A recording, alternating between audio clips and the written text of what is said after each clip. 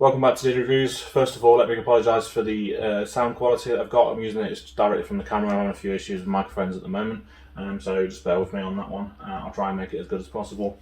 So today we're going to be doing a high-end custom PC gaming build, and we're going to be doing it here in the Corsair 4000X, which is a new case from Corsair, obviously. So I wanted to take you through a little bit about the case first before we do a build in it, and then obviously I'll do the build and I'll show you at the end all the parts that we used within this build. So we're starting at the front. Nice tempered glass panel, slightly tinted at the front, and easily removable to get access to the fans, which are included. You get 3 ARGB fans from Corsair in this one, and they're behind a removable dust filter which can just be pulled out like that using a little handle at the top, giving you access to the fans. Then the front I/O, we've got a USB 3A port, we've got USB-C, we've got a combined audio and mic jack, and we've also got obviously the power and the reset button. Now moving around to the side, we've got another tempered glass panel on the side panel, which is held in place by 2 captive thumb screws at the edge, and then there's 2 little tabs that you literally just pull, and this side of the case comes off nice and cleanly. So we'll put that to one side, and then we'll talk a little bit about it inside the case. We've got support up to ATX power supplies. We've got this cable channel here to hide your cables coming through, which will be nice, keep it nice and tidy. And we've got a PSU shroud in the bottom, and again to keep your cables nice and tidy. And then we've also got this little removable panel at the front, if you can get it out. Little removable panel that can come out, so you can got more space to put a radiator in the front, so you can get up to a 360mm radiator in the front. Obviously you can do 240 and 120 as well if you really wanted to, but you can go up to 360 in this front panel, and that little cap comes off to enable access to fit more in there basically, so you can have your fans and your radiator.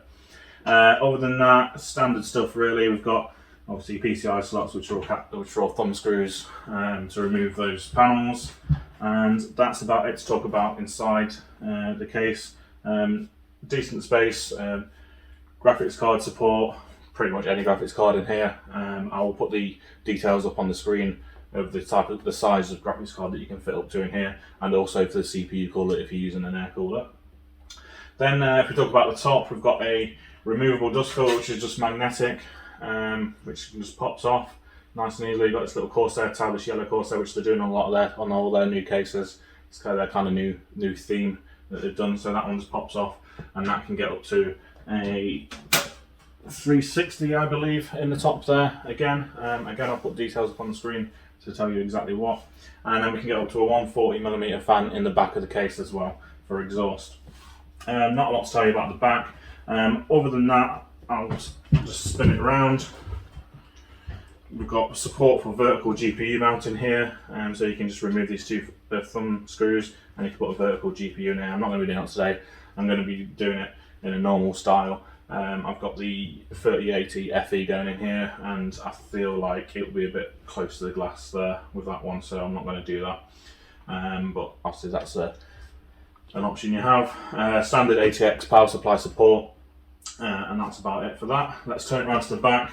We've got a steel panel at the back. Again, 2 captive thumb screws on the back here, and again same little tabs. Pull those, and off that comes. And now you can see what you've got in terms of space in the back. First of all, we've got 2 little sleds here for SSDs, 2.5-inch SSDs, which can remove just using this thumb screw here. And they come off, put your SSD on there, and then slot those back in. Then obviously PSU basement, we've also got support for hard drives, mechanical spin and rust drives in the bottom. We've got support for 2 of those in there. You could also put 2.5-inch SSDs in there if you so wish.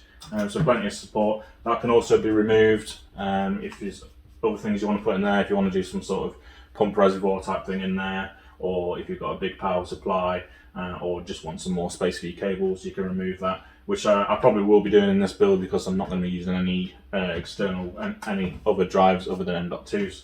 So I'll probably be removing that, but you'll see that in the build video.